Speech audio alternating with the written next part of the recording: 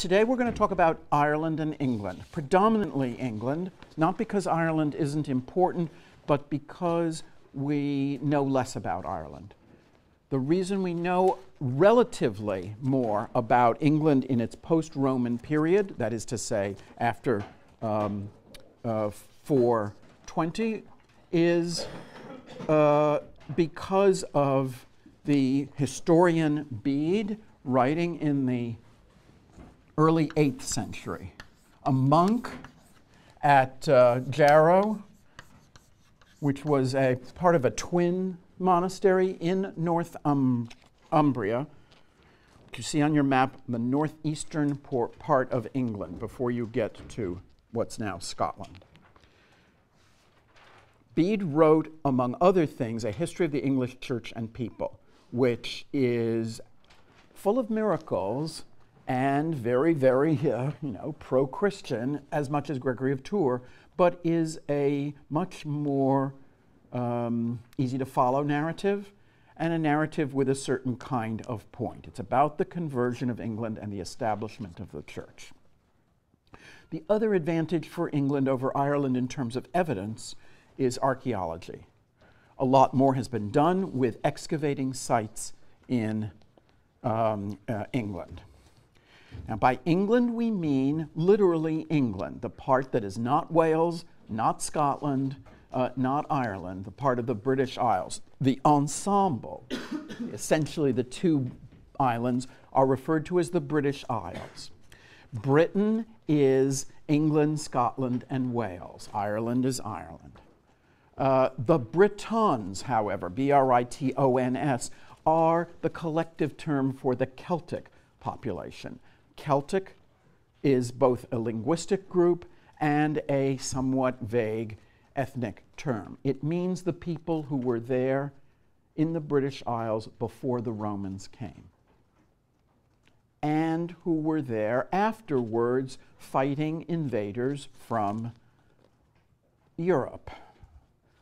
These invaders, who come in the 440s, known as the Anglo-Saxons.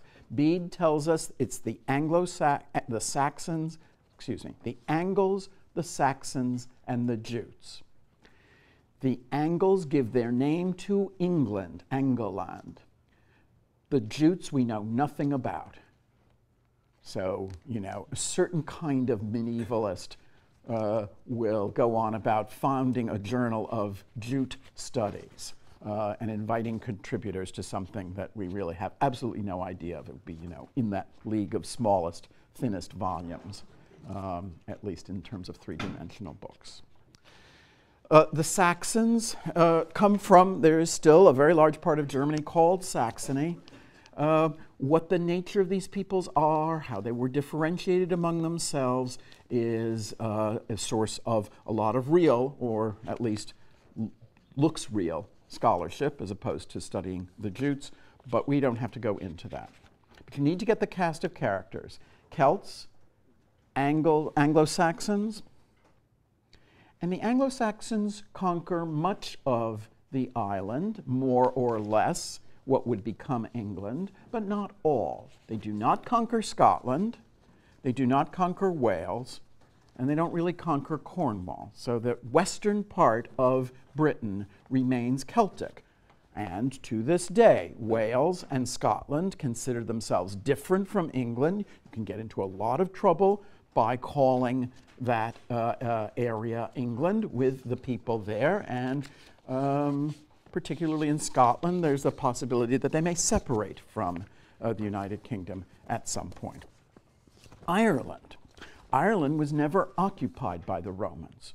Ireland was Celtic, was in contact with the Roman Empire, but was not part of it. This makes some difference, and we'll talk about it when we come to talk about conversion. But it doesn't make as much difference as it sounds, because the thing about England, or Britain, is that the Roman impress there would be almost wiped out once the Romans withdrew. And so, in contrast to what we saw with Gregory of Tours and Merovingian Gaul, Merovingian Frankish kingdom, the Roman influence in Britain is almost wiped out. Recall what we saw as persistence of Roman practices in the Merovingian kingdom. Bishops, cities, the Latin language, tax records, written legal codes. That is not to say that the Merovingians weren't, as I said before, to be described by technical terms like thugs, or that this was a sleek, well-functioning kingdom. You know, you landed at the airport and got the train immediately, and everything was sleek and nice, like Amsterdam or someplace like that, as opposed to Kennedy. But that the Roman inheritance was visible and influential. In Britain, when the Roman troops withdrew to fight the invaders in Gaul, this ended Roman society in Britain. And the reason for this is partly that Britain was a frontier, viewed from the point of view of the Mediterranean, the center of gravity of the Roman Empire. The frontier symbolized most dramatically by walls, the most famous of which is Hadrian's Wall, a wall that separated out the barbarians, but since you didn't have a river like the Danube or the Rhine, there seemed to be no natural frontier. Remnants of Hadrian's Wall are the largest souvenir of the Roman era. A wall to keep out the barbarians from the north, because in fact the Romans didn't conquer the entire island. They conquered the parts they thought were worthwhile. And they did think it was worthwhile, frontier or not. We know that the Romans built villas.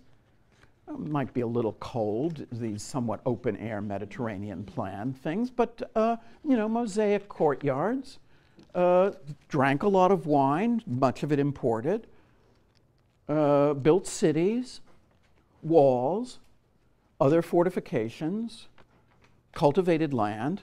So it's not as if there wasn't a serious Roman province of Britain from its conquest in the late 1st century until its abandonment in the early 5th century. But here, the invaders tended to obliterate much of what had been there in Roman times. And the Celtic population, who had been Romanized, at least at the elite levels, the Celtic population didn't really save very much from the Roman Empire. The Celts might remain Christian, whereas the invaders were pagan. But the Celts tended not to have cities, or at least large centers, and they tended not to have or retain Roman forms of government. The one kind of, if not literally interesting, at least weird aspect of Celtic Roman resistance is the figure of King Arthur. I'm going to bring him up now, and then I'm going to drop him. King Arthur belongs properly to the continuation of this course because his legendary status starts in the world of romance, of French romance, and then of international romance, chivalric literature. By romance, we mean not only love stories, but novels of chivalry, of knights, of battles. He is a figure who is 99.9% legend, whatever the remainder of that, 0.1% real. Insofar as he's real, he may be identified with Celtic resistance to the Anglo-Saxon invaders, Celtic Roman resistance in the late 5th, early 6th centuries. But the proportion of art to history in this is, if not 99.9, at least very, very substantial. So the original setting of the Arthurian stories is that of the resistance to the Anglo-Saxon invaders. The Arthurian romances do have a kind of Celtic beginning. Well, not a kind of. They have a Celtic beginning, and then they are appropriated by people in the Romance language tradition, French, first of all. So, as Wickham says on page 151, nowhere else in the Roman Empire was the collapse of culture, economy, and urbanization so complete. He uses that wonderful phrase again, radical economic simplification, i.e., there's no more plumbing, there's no more sort of what we would consider to be affluent, civilized society. The ceramics don't come from Africa anymore. The wine doesn't come from France anymore. People are reduced to a kind of subsistence, or at least most people, because as we'll see, some of these kings actually are able to get some luxury goods from abroad. If it were just a story of barbarization, it would be less interesting than, in fact, the peculiar nature of England in this period, which goes from being a contested territory between the Germanic invaders and the Celtic population to a kingdom slowly converted in the course of the 7th century to Christianity from paganism to the leading center of culture in Europe. Bede, who lived from 673 to 735, was the most cultivated scholar in Europe of the early 8th century. And the most cultivated scholar in Europe of the late 8th century was also from England, Alcuin, counselor and advisor to Charlemagne. How do you go from being a well, I don't like to use the word primitive, but certainly barbarian enough area to having the largest libraries, the most cultivated scholars? Now, it is true, as I think I've said before, that any time you can say that such and such a person was the smartest person in Europe has got to be a fairly bad time. Right? In the 19th century, you have your choice from all sorts of scientific, literary, other kinds of intellectual experts. Who would even dare to say? But we know that Boethius and Cassiodorus are the smartest guys in Europe in the 6th century because they have access to stuff that almost no one else does, because they're writing about classical authors that almost no one else has in their libraries. We know that Isidore of Seville is probably the smartest guy of the early 7th century in Visigothic Spain, because we have his works, we have an idea of what he's read, we know his sources, and again, he's got the biggest library. Biggest library may mean 100 books, but 100 books in 700 AD is a serious collection of knowledge. Now, this is not easy knowledge. This is not, as if everything were, well, I don't want to say Wikipedia either. Everything were kind of like Wikipedia 5 years ago, elementary and often wrong. These are very different kinds of works from what might interest us. Certainly a lot of biblical stuff, but also, for example, a lot of computing of time. Bede would be remembered for the history of the English church and people, but also for a lot of his works on figuring out time. He is credited, although not uniquely credited, but is an important person in the development of the BC AD scheme. Believe it or not, people are not born into the world calculating according to BC AD. Lots of people calculate according to other systems. How do they come up with this? And moreover, how do they then fit the calendar into it? How do you keep time when you don't have electric or battery-operated clocks? How do you know what the seasonal changes are?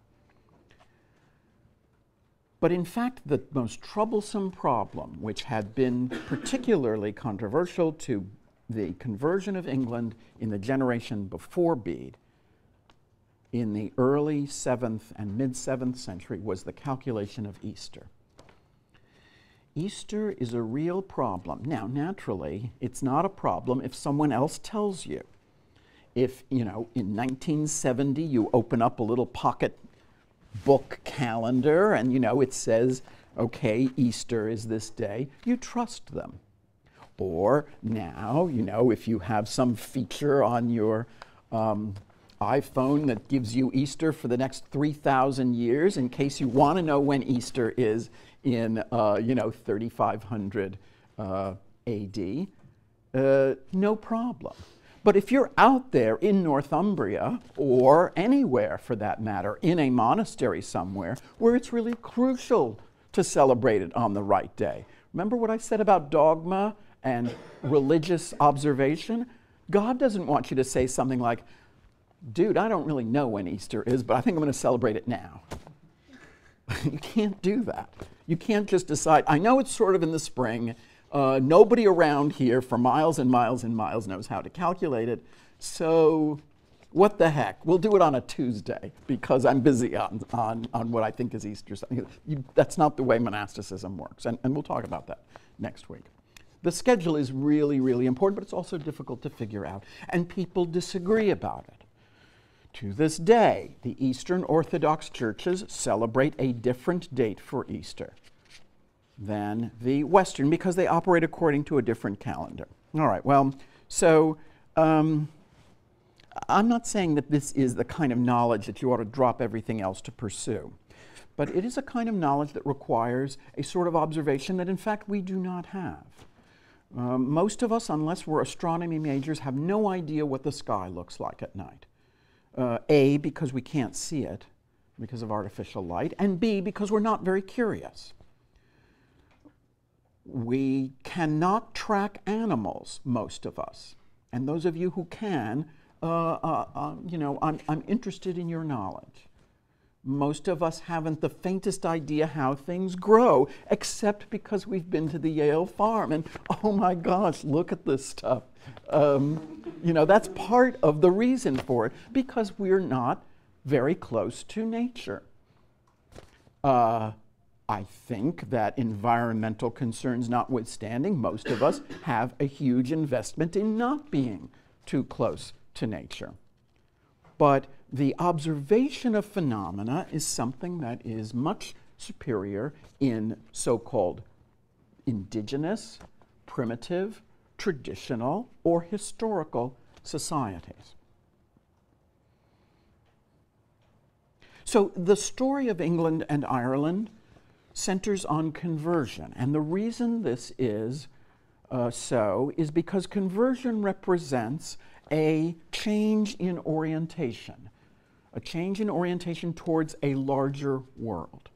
Instead of a kind of tribal and fragmented identity, I'm not making a statement about the truth or non-truth of Christianity, but about the sense of belonging to a larger world whose purposes encompass not only your group, but a larger group of people out there. And I think we can get a feeling for this from a famous passage of Bede's Ecclesiastical History, written in 731. And he is describing events of about a century earlier, when King Edwin of Northumbria summoned a council to decide whether or not to accept the Christian God.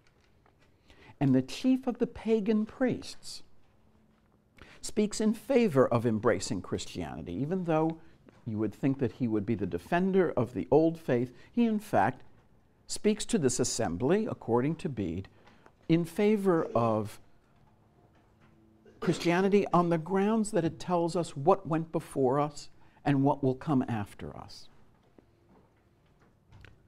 And the passage goes like this: "And one of the king's chief men presently said, 'Thus seems it to me, O king, the present life of man on earth, against that time which is unknown to us, is as if you were sitting at a feast with your chief men and your thanes, your nobles, in wintertime,' Thanes. 'The fire burns and the hall is warm, and outside it rains and snows and storms. There comes a sparrow and swiftly flies through the house. The insulation's not great in these halls, right? It comes through one door and it goes out another. Lo, in the time in which he is within, he is not touched by the winter storm. But that time is the flash of an eye and the least of times. And he soon passes from winter out to winter again. So is the life of man revealed for a brief space. But what went before and what follows after, we do not know. Therefore, if this teaching can reveal any more certain knowledge, it seems only right we should follow it. Now, this is not why people necessarily converted, because not everybody's really bothered by that. Most people figure, wow, I'm in the hall, it's warm, it's great, I'm having such a good time, and when I have to leave, brief though it will be, I'll deal with that. But it does explain some of the appeal of Christianity and why the invaders who were, quote, pagan, converted. And indeed why people tend to convert to world religions like Christianity and Islam to this day. A local religion, which I'm calling tribal only because by that I mean confined to a people whose identity is caught up in their religion. A tribal people or a tribal religion has trouble surviving extensive contact with other people because its uniqueness is threatened by the realization that there's a huge world out there of lots of other people, and when you start interacting with them, that is, when you're no longer isolated, you will tend to seek an explanation for things that is grander than just, these gods protect my spear, this god protects my hearth, this god protects against accidents in childbirth. There are exceptions. Judaism is one of the most obvious. Here is a religion of a small group of people that survives over the centuries. But it is not exactly a tribal religion in the sense that it's monotheistic, and historical sense is very strong. And this is what the priest means, or at least this is what I mean in interpreting the priest's words as reported by Bede, by historical sense, a sense that God rules over the world even if I'm not in it, that there is something to come, not necessarily that there is an afterlife, although that obviously is part of the teachings of Christianity, but that there is a kind of purpose to life. So, conversion. The conversions of Ireland and England are different. The process of converting England begins in 597 with a missionary known, unfortunately his name is Augustine. This is Augustine of Canterbury, not Augustine of Hippo, the Confessions Augustine. He is sent by the Roman Pope, Gregory the First, Gregory the Great. Bede tells us that he was motivated to do this. It's a very strange thing to do. There had not been missionaries sent by the Pope before. That he was motivated to do this by seeing British boys for sale in the slave market in Rome and asking who they were. He was told they were Angles, Anglos as in Anglo-Saxon, A-N-G-L-E-S. And he is reputed to have said, we should make them angels, not Angles. Angeli, known Angli, or angels, not Angles.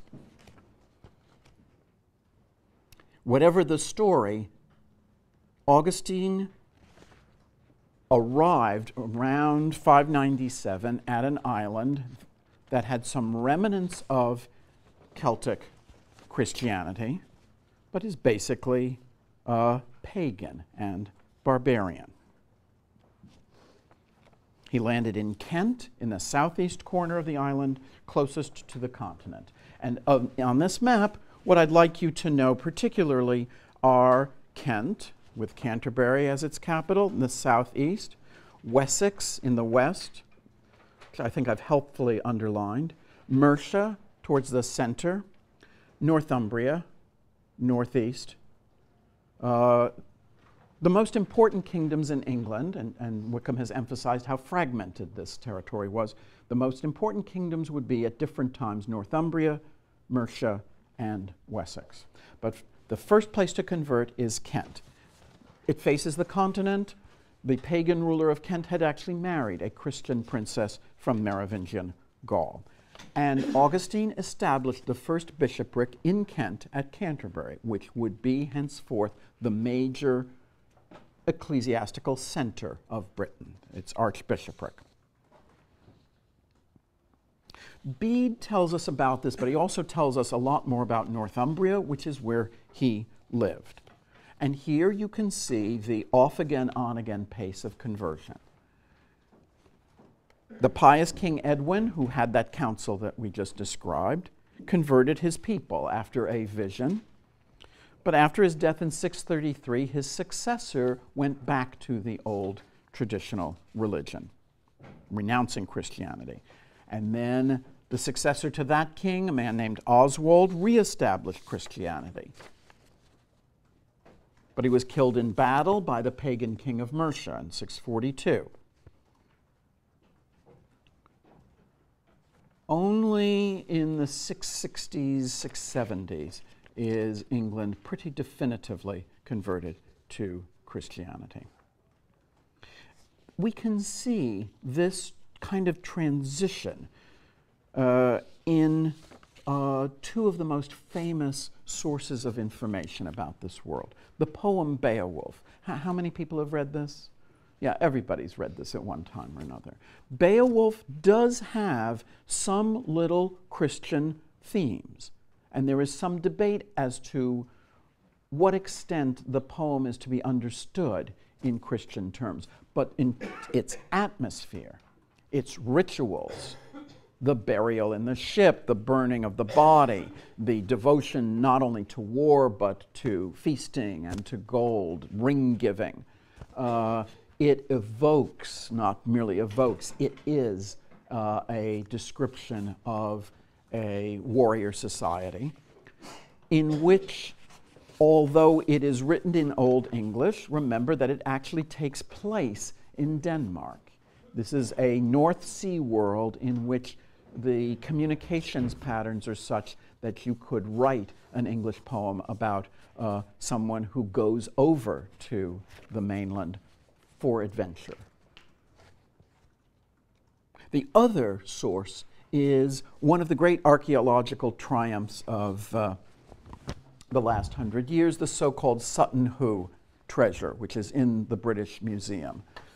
In East Anglia, close to the water, actually, close to the sea, a burial ship was found in 1939. Probably the king buried here was Redwald, king of East Anglia, who died in 627. Now, it's a pagan burial because of all the grave goods. You know, all this stuff is in there, or so it would seem. But it's hard to tell, just as in Beowulf, is it pagan, is it Christian? It's hard to tell about this burial scene because he's got a lot of stuff from what might be called foreign gifts or maybe plunder. Foreign gifts, he's got 2 Byzantine silver spoons. So 2 silver spoons made in Constantinople or thereabouts.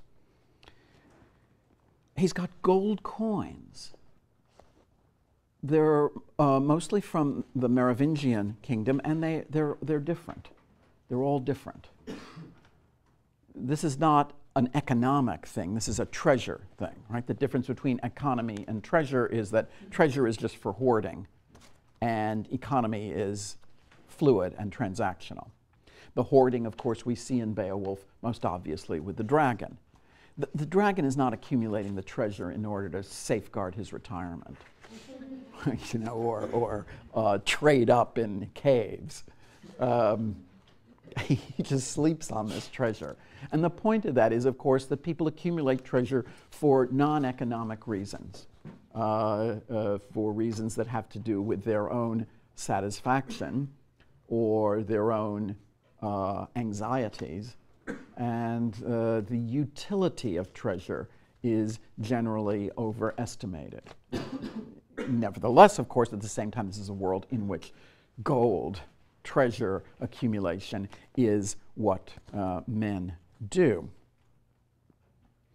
So what else is at Sutton Hoo? A wonderful helmet, unique because these things tend to disintegrate, a sword, a mail shirt, and then all sorts of little paraphernalia, some of it with Christian symbols like crosses, some of it very much in the pagan kind of world. Beowulf and Sutton Hoo go together. They both show us a world of treasure, of weapons, of drinking halls, of palaces, sort of isolated. The drinking hall is important, as you know from Beowulf. It is the manifestation of civilization. It is that protection from outside that Bede describes in the little sparrow anecdote. But it is also the center of government. We're back to the ruler and his entourage, or comitatus, his gang, if you want to put a more cynical coloration on it.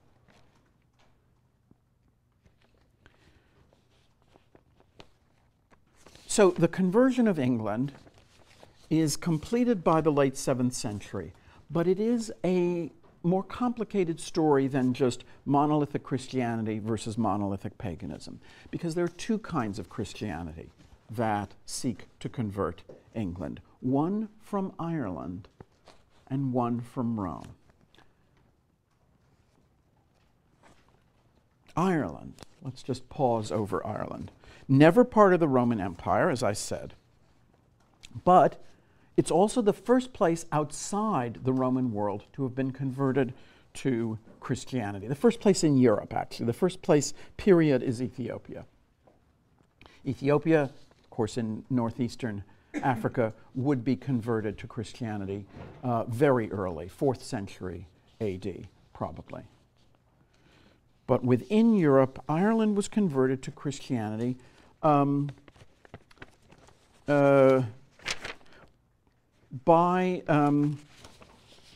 the British or English missionary St. Patrick. This is a little embarrassing, but in fact, the apostle to Ireland is one of those British, Celtic, Roman, 4th century figures, Patrick. So in 600 AD, Ireland was largely Catholic, while England was mostly pagan.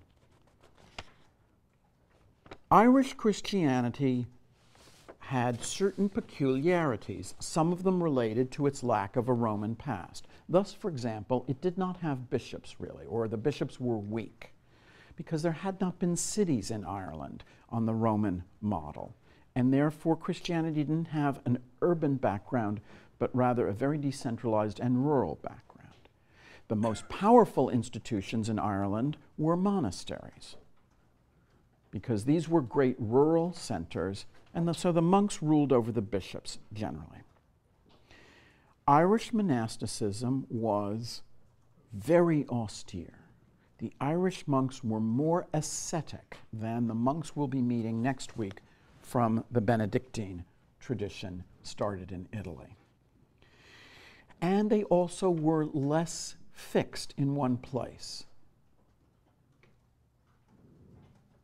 In Benedictine monasticism, you're not supposed to move. You're supposed to be stable. You're supposed to go through the same routine every day. The Irish favored a more wandering existence and the establishment of little communities or colonies far away. The Irish form of piety emphasizes exile. And it might be exile to a scary and almost unimaginable kind of environment. There are, for example, lots of little islands in the Irish Sea that seem to be uninhabitable. That is, if you look at them from the tour boat, you see a lot of birds, and it's birders' paradise, but in the middle of July it's overcast, raining, and the sea is pounding. And then you notice there are little remnants of houses. Yeah. Question? Oh, no. Little caves where people in the 6th and 7th century lived. Or the island is tiny, smaller than this building. And there, it looks like 20 people were living there. What are they living on? Well, poultry, I guess. But this is a very severe form of asceticism. And the wandering also can mean just holing up on some island or wandering around the European continent and converting people. The Irish were great missionaries, both to England and to the continent, and we'll be talking about that some more. What about the Irish as the saviors of civilization? A book published about 8-9 years ago, How the Irish Saved Civilization, is like all such, well, most such popular books, kind of overdone and reductionist. It's not literally exactly true, but here again, as with England, we have a society that had no Roman influence and yet had a highly developed tradition of learning, preservation of Latin, in part very good knowledge of Latin because they didn't think they spoke it. Remember we said that people in the former Roman Empire, it's hard to date the point at which someone in Spain is no longer speaking Latin but is speaking something that we can start to call Spanish. In Ireland, the distinction was quite clear. You had to learn Latin in lessons. You had to go to class. You had to be taught Latin. And so the Latin that was taught was bookish, but for that, in many respects, correct.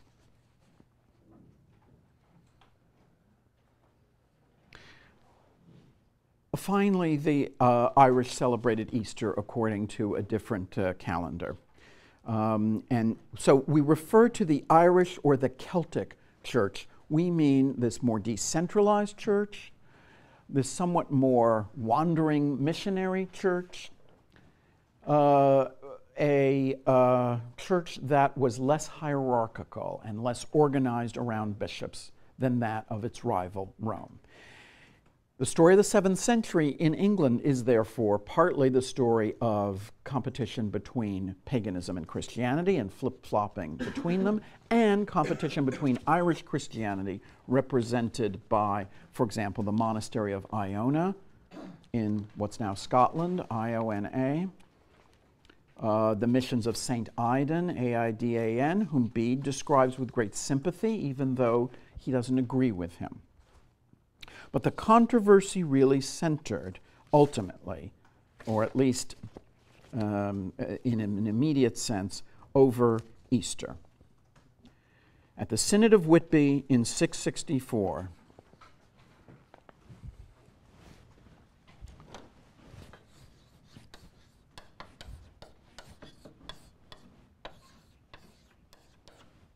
it was decided to embrace the Roman calculation of Easter, and with that, bishops, hierarchy, a more organized church. I have a lot of trouble with this Easter problem. I mean, you will have noticed that I've evaded telling you exactly what the calculations are. Some of you may know much better than me. But the Jewish Passover is established by lunar months. Christians wanted to break with Jewish tradition in celebrating Easter according to a somewhat different calendar. So it combined lunar and solar methods of calculation, very complex operation, therefore. In the year 455, Rome, that is to say the papacy, under our friend Leo I, mission to the Huns, definition of the two natures of Christ, Leo I and Rome opted for a 19-year cycle of calculating Easter. But the Celtic churches cut off from the continent, remember we're in this post-Roman world of very little contact, kept an 84-year cycle. So in the 7th century, when the Roman missionaries had arrived again, you have 2 conflicting dates for Easter every year. I mean, occasionally, just as with the Orthodox and Catholic Easters, they come together. So every so often they will actually be the same Sunday, but generally speaking, different. And so you get these ludicrous scenes like King Oswy of Northumbria celebrating Easter according to the Celtic tradition, and his wife, who was from Kent, celebrated it according to the Roman tradition. So one Sunday was Celtic Easter, and then the next Sunday was Roman Easter. So it's not so much that Easter is so important intrinsically, but it is a symbol of the embrace of the Roman form of Christianity and the bringing of England into an orientation more towards the continent than towards the Celtic West. What is amazing, as I said before, is how quickly, once the conversion takes place, England becomes not only integrated into the continent, but a place of a great cultural accomplishment. The great Archbishop of Canterbury of this post-Whitby era, Theodore, Archbishop of Canterbury, 669 to 690, established bishoprics, monasteries, and endowed them with books. Theodore is an interesting character. He's actually from Syria. And how somebody from Syria becomes Archbishop of Canterbury, something that would be very unlikely now, in the 7th century AD, is an aspect of some preservation of the outlines of the cosmopolitan Roman world that we began the course with. There are a lot of Syrian popes at this time, too, Syrian and Greek popes from the Eastern Mediterranean.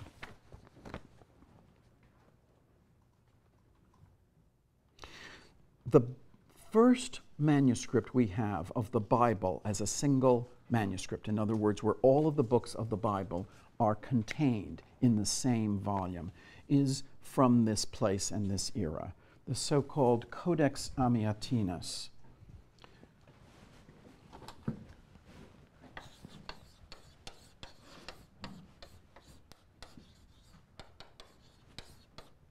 A magnificently decorated Bible sent to the Pope in 716, written at Bede's Monastery of Jarrow, now in Florence at the Medici Laurentian Library of Florence.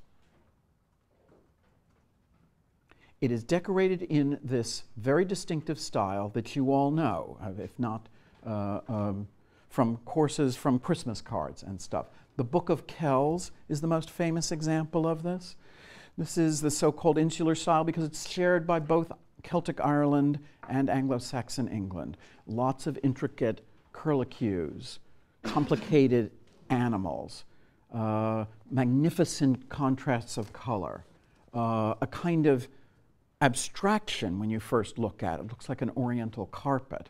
But in fact, if you look at it a little more closely, you can see that there are all sorts of little intertwined animals or fantastic shapes and colors within it.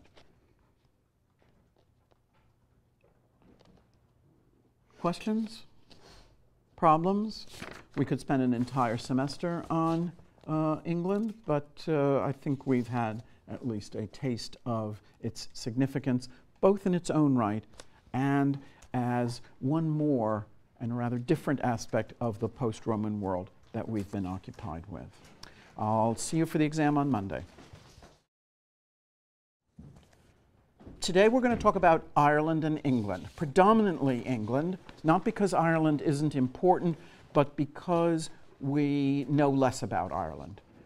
The reason we know relatively more about England in its post-Roman period, that is to say after 420, is because of the historian Bede writing in the early 8th century.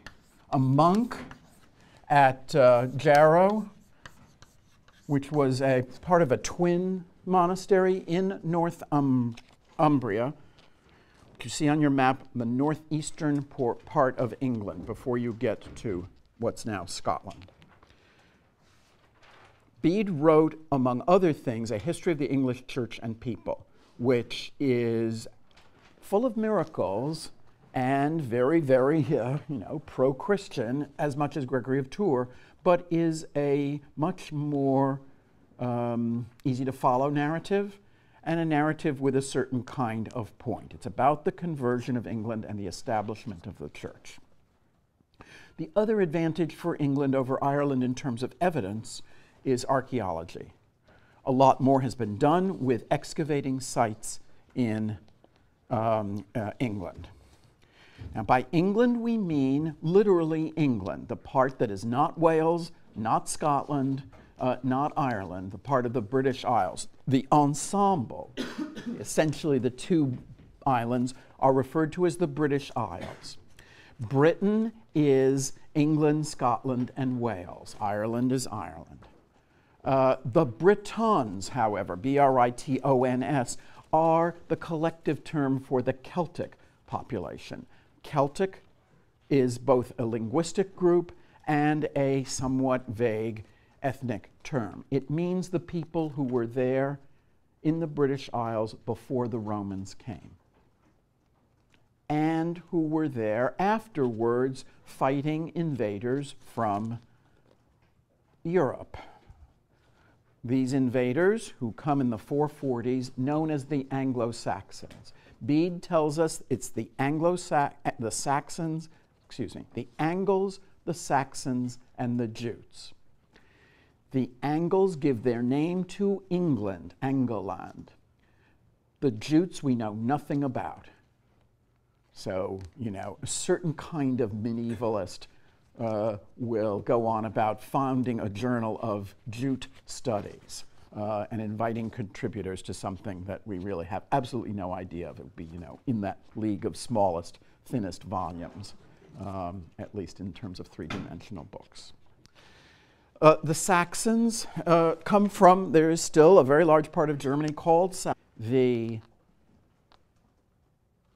frontier symbolized most dramatically by walls, the most famous of which is Hadrian's Wall, a wall that separated out the barbarians, but since you didn't have a river like the Danube or the Rhine, there seemed to be no natural frontier. Remnants of Hadrian's Wall are the largest souvenir of the Roman era. A wall to keep out the barbarians from the north, because in fact the Romans didn't conquer the entire island.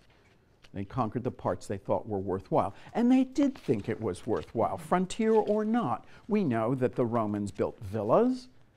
Might be a little cold, these somewhat open-air Mediterranean plan things, but mosaic courtyards, drank a lot of wine, much of it imported, built cities, walls, other fortifications, cultivated land.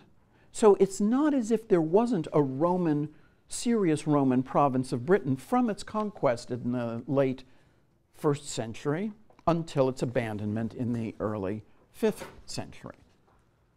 But here, the invaders tended to obliterate much of what had been there in Roman times. And the Celtic population, who had been Romanized, at least at the elite levels, the Celtic population. And so, in contrast to what we saw with Gregory of Tours and Merovingian Gaul, Merovingian Frankish kingdom, the Roman influence in Britain is almost wiped out. Recall what we saw as persistence of Roman practices in the Merovingian kingdom. Bishops, cities, the Latin language, tax records, written legal codes. That is not to say that the Merovingians weren't, as I said before, to be described by technical terms like thugs, or that this was a sleek, well-functioning Kingdom, you know, you landed at the airport and, you know, got the train immediately and everything was sleek and nice, like, you know, Amsterdam or someplace like that, as opposed to Kennedy. But that the Roman inheritance was visible and influential. In Britain, when the Roman troops withdrew to fight the invaders in Gaul, this ended Roman society in Britain. And the reason for this is partly that Britain was a frontier, viewed from the point of view of the Mediterranean, the center of gravity of the Roman Empire. Axone. What the nature of these peoples are, how they were differentiated among themselves, is a source of a lot of real, or at least looks real, scholarship, as opposed to studying the Jutes, but we don't have to go into that. But you need to get the cast of characters. Celts, Anglo-Saxons, and the Anglo-Saxons conquer much of the island, more or less, what would become England, but not all. They do not conquer Scotland, they do not conquer Wales, and they don't really conquer Cornwall. So the western part of Britain remains Celtic. And to this day, Wales and Scotland consider themselves different from England. You can get into a lot of trouble by calling that area England with the people there, and particularly in Scotland, there's a possibility that they may separate from the United Kingdom at some point. Ireland. Ireland was never occupied by the Romans. Ireland was Celtic, was in contact with the Roman Empire, but was not part of it. This makes some difference, and we'll talk about it when we come to talk about conversion. But it doesn't make as much difference as it sounds, because the thing about England, or Britain, is that the Roman impress there would be almost wiped out once the Romans withdrew.